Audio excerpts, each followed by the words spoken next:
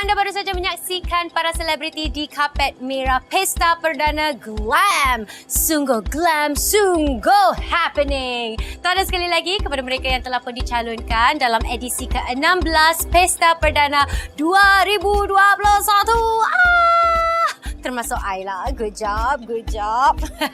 Baiklah, sekarang ini saya akan membawa anda di depan, di balik tabir dan bertemu pual dengan calon-calon Pesta Perdana 2021 di dalam Pesta Perdana eksklusif. Saya ingat lagi kali pertama saya ke acara Gilang Gemilang tu. Saya nervous. Saya tak tahu apa nak buat. Tapi, apa yang buat memori tu lagi manis lagi apabila saya dianugerahkan pelakon harapan terbaik.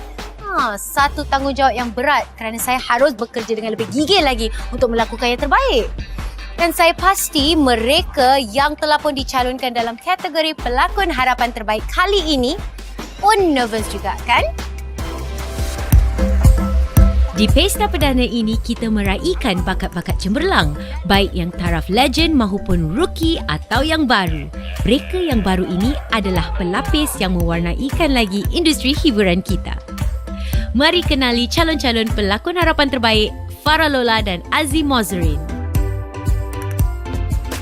Mula-mula tu macam tak sangka, tapi gembira ada. Tapi yang paling excited tu mak saya lah. Dia yang terpekik and excited. Sampai peluk-peluk. Azzi rasa macam mimpi. Rasa macam betul ke ni? Diiktiraf walaupun Azzi baru kan dalam industri ni.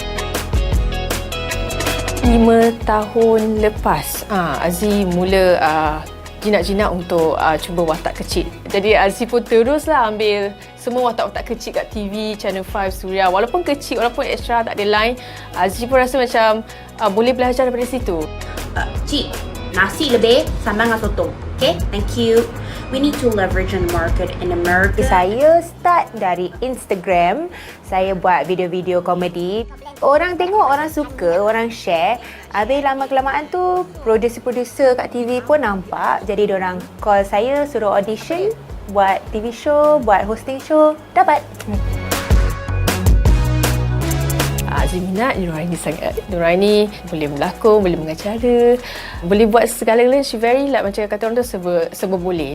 Inspirasi saya memang datang dari pelakon-pelakon dan host-host veteran yang dah lama dalam bidang hiburan ni. So ada juga yang lokal macam Najib Ali.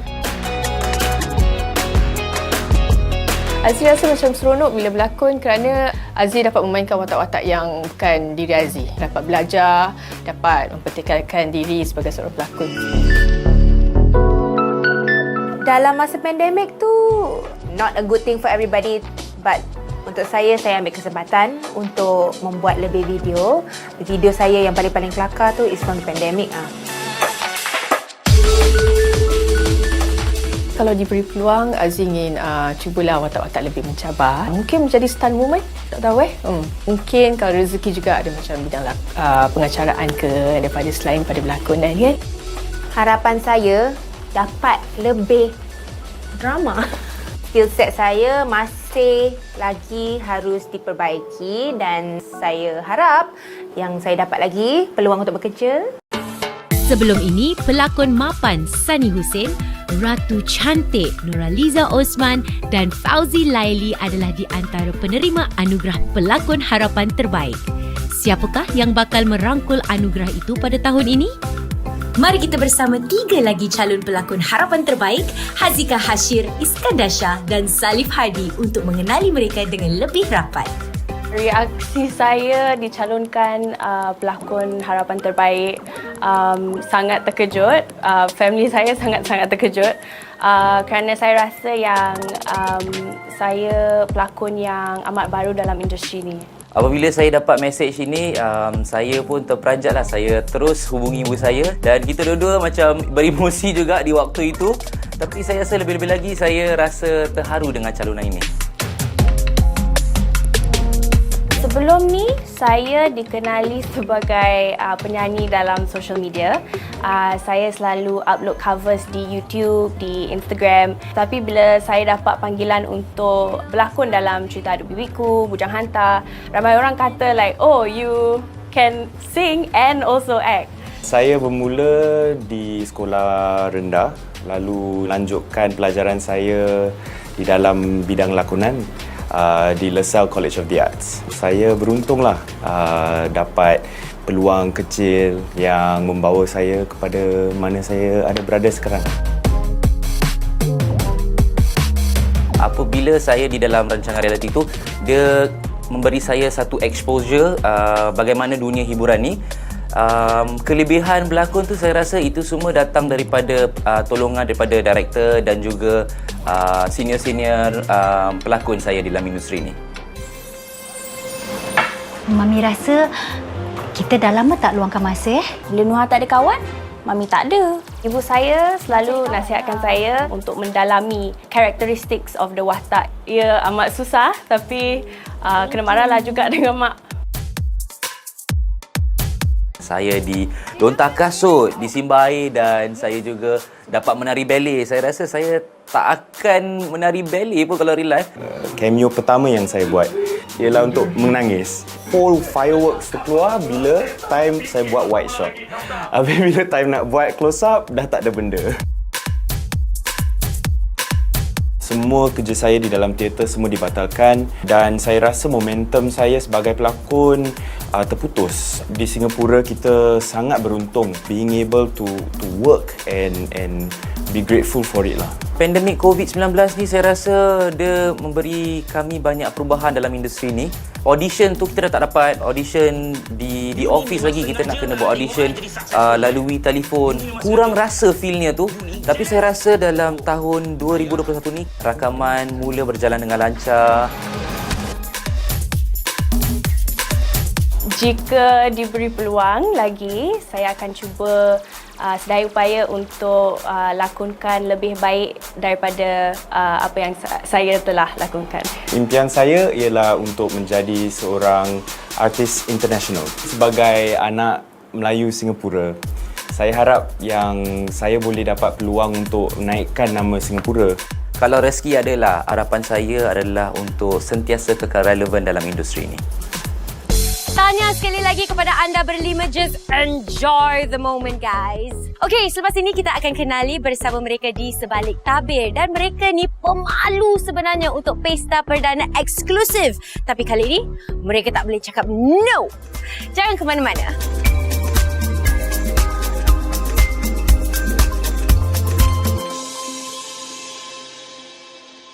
Untuk membangkitkan lagi sebuah naskah, salah satu aspek yang penting adalah untuk membina suasana yang menarik dan kreatif untuk babak-babak di dalam skrip. Itulah antara tugas yang harus digarap seorang videografer. Lebih menarik, Suria telah menghasilkan rancangan-rancangan yang telah membawa para penonton sejauh New York, Spanyol dan Sarajevo untuk memberikan penonton suasana yang berbeza. Mari kita tanya calon-calon videografi terbaik drama, Helmindra J.A. Halim dan Syaiful Rizal Tajri tentang pengalaman dan cabaran mereka melalui penggambaran di luar negara. Saya berkecimpung dalam bidang videografi masa saya di Politeknik. Bila saya pergi internship, saya jumpa banyak cameraman yang orang-orang lama ni. From there, saya pick up some skills from everyone. And then they also banyak guide saya. Saya gemar seni halus ni dari waktu bangsa sekolah lagi. Waktu saya masuk college dulu, saya ada beri peluang untuk shoot as a second camera operator. Saya realise the power of video communication lah.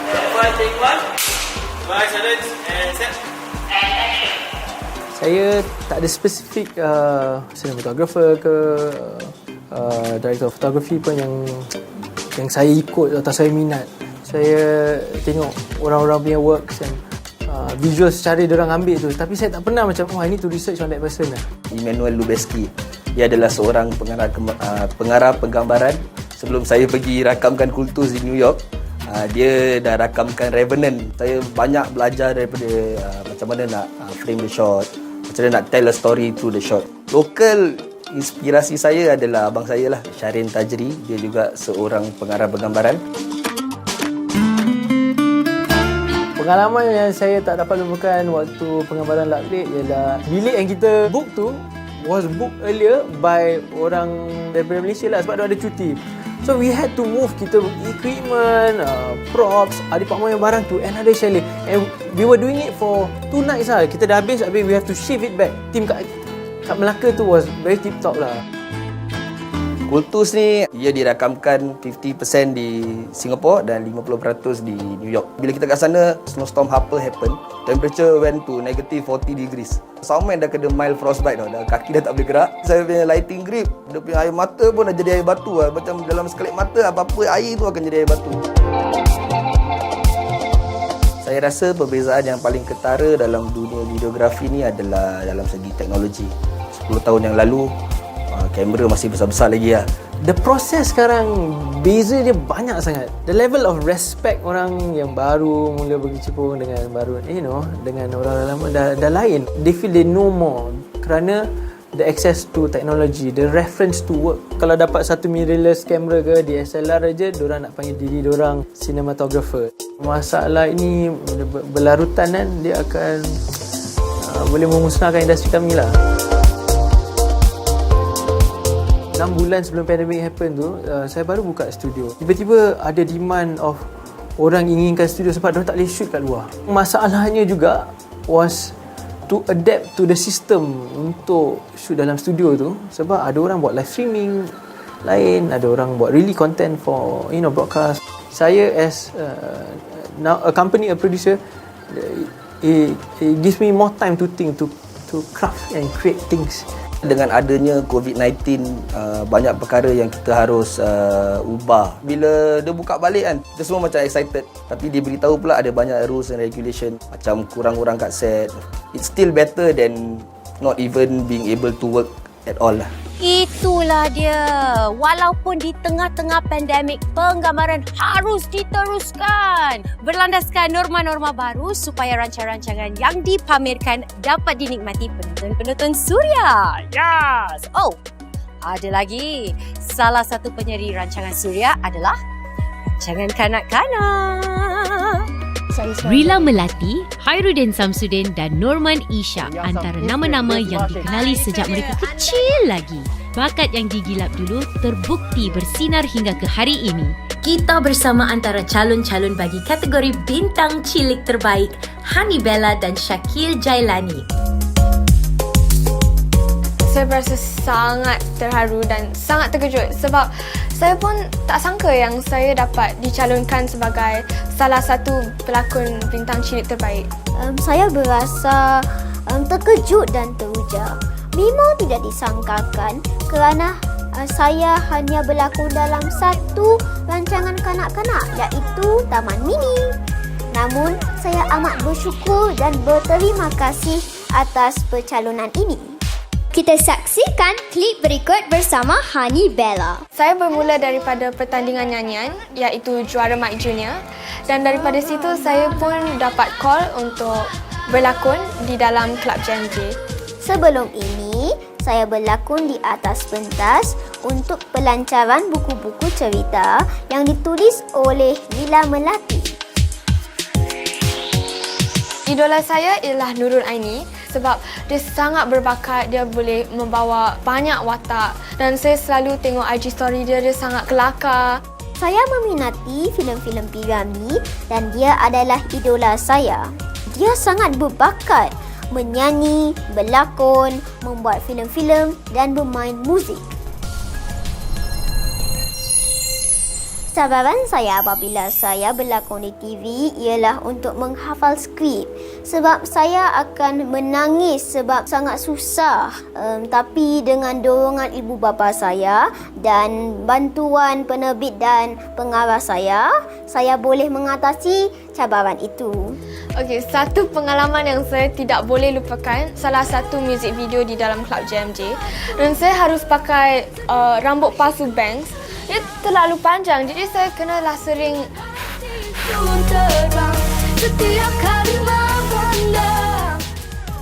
jika diberikan peluang, saya mahu berlakon dalam sebuah filem komedi sebab saya mahu orang ketawa. Jika saya diberikan peluang lagi untuk berlakon, saya akan mengambil peluang itu untuk memperbaiki lakonan saya dan menjadi seorang pelakon yang lebih baik seperti idola saya, Nura Aini. Walaupun saya bukan seorang artis cilik seperti Hani Bella dan juga Syakil, tapi saya pasti pengalaman itu telah pun memberikan kesan yang positif dalam hidup mereka. Okeylah, kita berehat seketika. Tapi sebelum itu, saya ada satu teka-teki untuk anda semua. Okey, apakah boleh didengar tetapi tidak boleh dilihat namun membuat anda terhibur? Tekalah, teka. Kalau anda ingin tahu jawapannya, teruskan bersama kami dalam Pesta Perdana Eksklusif.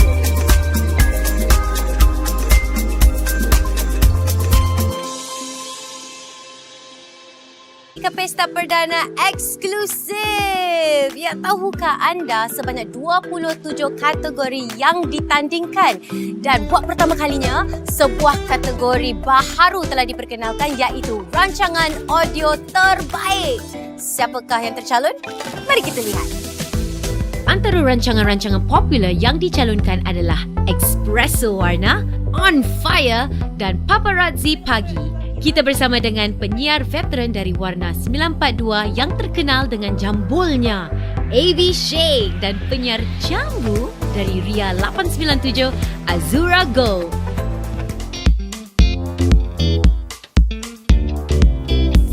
Saya rasa ini satu peluang yang baik, pendekatan dan saya rasa begitu inklusif.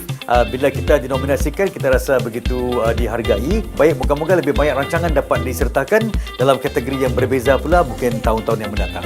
Motivasi buat kita bekerja dengan lebih keras lagi. So dengan adanya kategori ini dalam Pesta Perdana, mungkin mengingatkan para penonton dan para pendengar bahawa rancangan-rancangan ini juga ada di corong radio mereka. Sekarang kita pun secara langsung di Facebook Warna. Hai, saya Mariam Mas'ud dan saya Amy Sheikh. Peranjatlah memang saya bersama gabungan rakan saya Mariam. Saya cuba usahakan untuk disertakan. Cuba nasib, Mayar tahu kan ada rezeki. Tak sangka langsung saya bersama dengan mereka yang mapan sangat-sangat. Ria 897, dan seperti anda tahu, anda masih bertemankan Azura Go dalam Ria Cruise, and today it's exciting. Anda boleh join us secara live di Facebook Ria 897. Saya bersama dengan The Kings of Hip Hop. Apabila saya masih membuat persembahan violin dan sebagainya, at some point saya melihat ke arah para pengacara dan saya rasa macam I think I want to do that. Tapi saya tak terfikir pun tentang radio. Bahasa saya memang kurang sempurna. Jadi saya mengambil masa untuk asah bahasa saya. Ingin memperkenalkan kami kepada lagu terbaru anda, Your New Baby. Amy Sheikh dulu dengar-dengar kumpul anak patung beruang Anak patung beruang, tak ada. Saya kumpul Babi Dong. Saya dah kenali Mariam lebih kurang 30 tahun. Kali pertama kenal Mariam dalam bengkel radio. Memang namanya bengkel radio SBC. Walaupun saya bertugas dengan Mariam setakat di radio, saya pergi ke kelas-kelas lain. Tak bawa Mariam, dia kan kat rumah. Saya keluar pergi pasar, tak bawa Mariam. Isteri orang bang tak dia bawa. Warna seiring bersama. Podcast ni bukan benda baru. Podcast ni dah disebut 20 tahun dulu. Radio tu alive. Radio tu perkara yang hidup, wujud. Mereka seorang macam boleh pegang DJ lah. Pegang dari kata perasaan. Radio sekarang saya percaya bukan sahaja didengar, tapi kita juga melakukan live. It's very wholesome. It's 360. Album terbaru ini.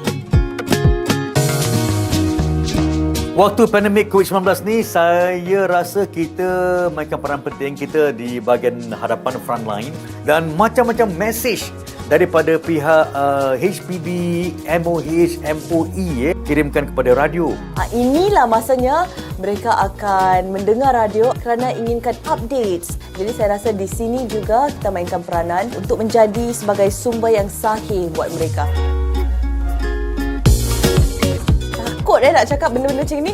Saya ni baru masuk 2 tahun, tapi saya rasa mungkin di mana mereka menang dalam segi experience dan sebagainya, mungkin saya menang sedikit lah dalam segi konten. Kami dah 30 tahun di udara, Azura 2 tahun je. Saya rasa Azura kita kirim salam.